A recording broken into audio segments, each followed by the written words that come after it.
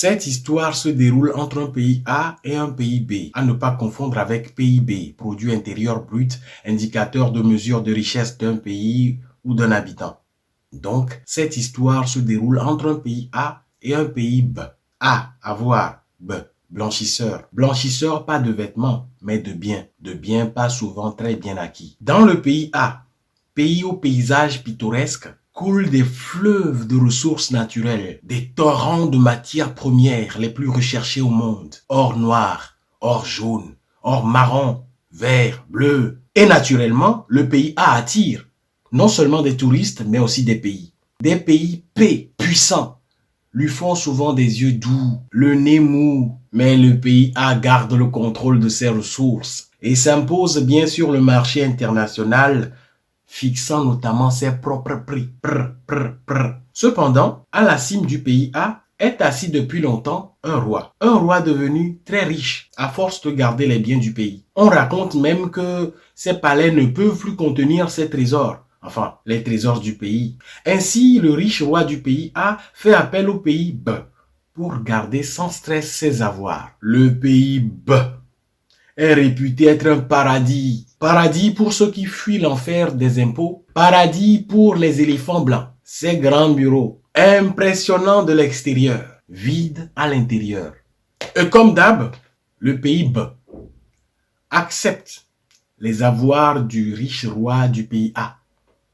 Oh, mais bien sûr, avec plaisir, vos biens dormiront bien dans nos coffres. Juste un coup de fil suffira pour débloquer les fonds en cas de nécessité.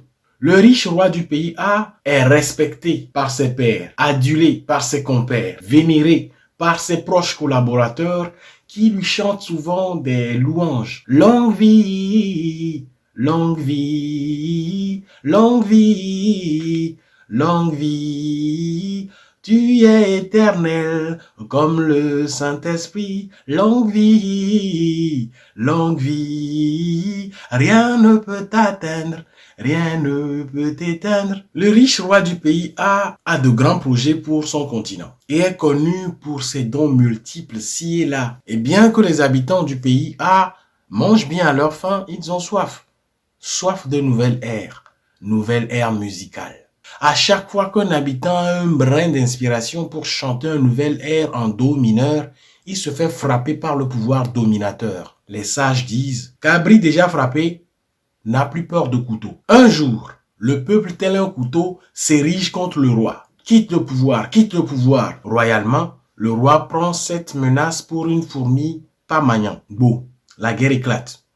Les fils et filles du pays A s'entretuent, cassent leurs abris. Les pays P sautent sur l'occasion et rentrent dans la guerre avec des avions de chasse et autres artilleries lourdes. Le riche roi du pays A et son armée redoutable, après plusieurs jours de résistance, finissent par être déchus. Après la déchéance du riche roi du pays A, s'installe un chaos total. Les fleuves de ressources naturelles voient des barrages à leurs pieds. Les torrents de matières premières coulent directement vers les pays P, pendant qu'on voit des armements lourds en circulation dans les mains de différents groupes, milices militants de terreur qui se déplacent de zone en zone pour le plaisir d'arracher des vies. Beaucoup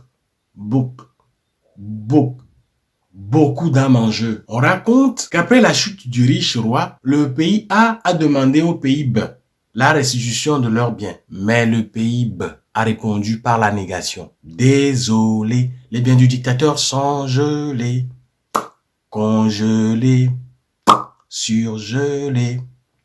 Et ça se passe comme d'hab.